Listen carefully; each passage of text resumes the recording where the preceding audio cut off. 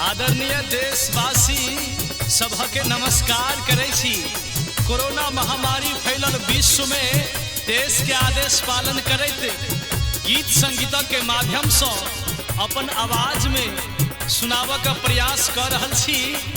जरूर सुनब।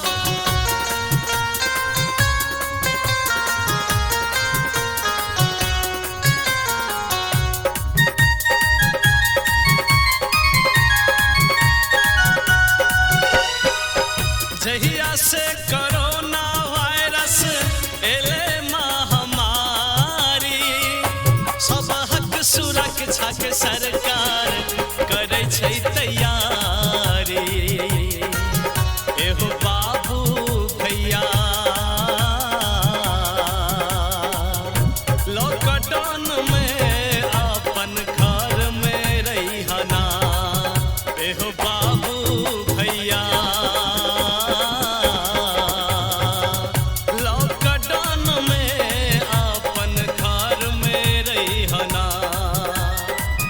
जहिया से कोरोना वायरस एले महामारी, सब हक सुरक्षा के सरकार करे छै तैयारी।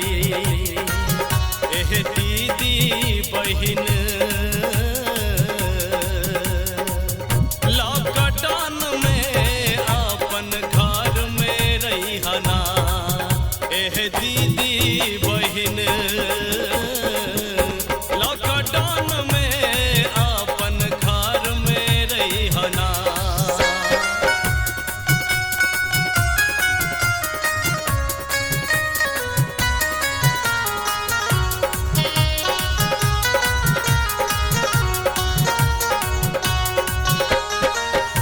चीन से फैल गेले ई महामारी, अमेरिका रूस इटली में पड़ल भारी।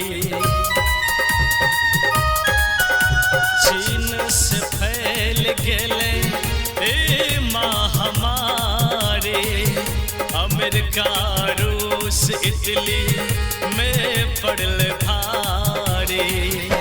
डॉक्टर साइंटिस्ट सब कर तैयारी, डॉक्टर साइंटिस्ट सब कर तैयारी। तैयो न मिले ई वायरस के दवाई। एहो बाबू भैया लॉकडाउन में दीदी बहिन लॉकडाउन में अपन घर में रहिना।